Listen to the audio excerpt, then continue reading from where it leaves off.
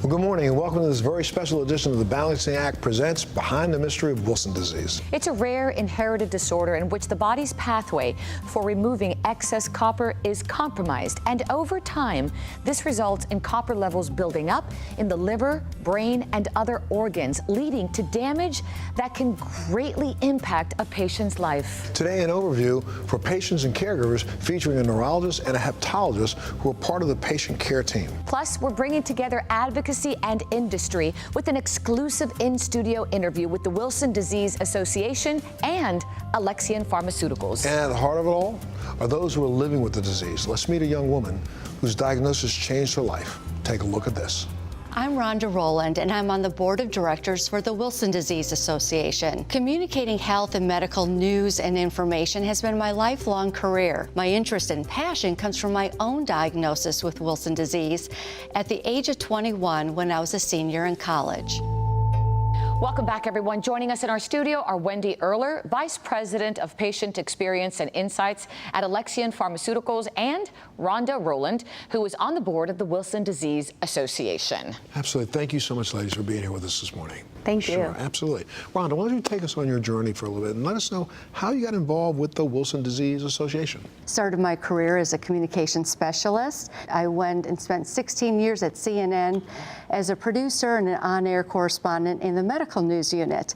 And then I found on the internet about the Wilson Disease Association, and they were looking for someone to write about liver transplantation for their website. What a great fit. And then in 2020, I joined the board and helped with some of their conferences and revamping their website and got involved from there. So, Rhonda, what information does the Wilson Disease Association provide to the community? We provide information about the disease, resources about research and studies. We hold conferences and host webinars, and we help with fundraisers. We have support groups.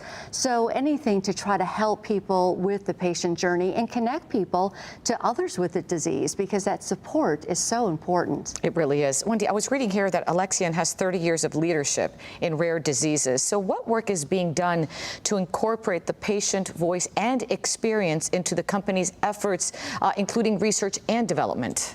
We work really hard to make patient centricity real. It's not just words on a wall at Alexion, it's truly embedded in everything we do. And we create meaningful opportunities to partner with patient advocacy groups like the Wilson Disease Association and the American Liver Foundation. And then through those partnerships, we are able to engage with patients and caregivers. We bring them in, we meet with people all the time, and we really listen and learn from their experience, use those insights that we hear, and incorporate those into our development programs. Can you tell us a little bit more about Alexion's engagement with the overall rare disease community? We are very fortunate to work and be solely focused on rare disease research and development. It's so important to raise awareness for rare diseases and to ensure that treatments are being developed for these very uncommon conditions. Also, a lot of our work is focused on accelerating the path to diagnosis. Oftentimes, it takes a very, very long time for rare disease patients to be diagnosed. Rhonda, from an advocacy and patient point of view, how important is that two-way dialogue? Oh, it's critical, because first of all, who knows the patient experience better than the patients themselves or their caregivers, and what that day-to-day quality of life is like. And so we work hard to communicate that and make those needs known to industry. And then at the same time, we want to know about the latest research, the latest studies, the clinical trials that we may want to get involved with. And so having that two-way conversation is very important. Well, Rhonda, I mean, you know, we're doing it here with the Behind the Mystery, and we're making people aware of rare diseases, but there needs to be so much more awareness out there. How can we convince the media, or what do we have to do? Well, you're absolutely right. And certainly the media, and then in turn, the general public, they're more aware of diseases that affect a large number of people. But if you put it into context with rare diseases, the number of people who suffer from them, if you look at that as a whole, it's much greater than any single disease. So you really have to put it in context that way. The media does a great job around Rare Disease Day. So we need to touch on those issues more throughout the year. 365 days a year. Absolutely. Rhonda, you shared your story. It's been 40 years. What have you learned? Well, the biggest thing I've learned is we are all different.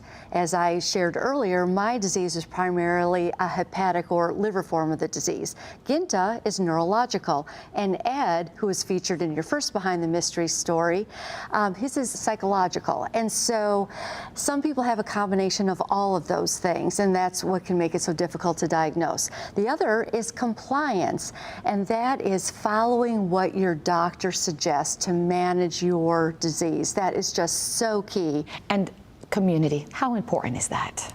Community is so important, particularly in rare diseases. People who suffer from these conditions and their caregivers often have to explain and tell the story and explain these symptoms, and it gets very exhausting. Coming together as community raises awareness and spreads more information. It's really critical. Love what you're doing. Thank you so much for being with us this morning. Thank you. Thank you. Great information and great awareness. Thank you.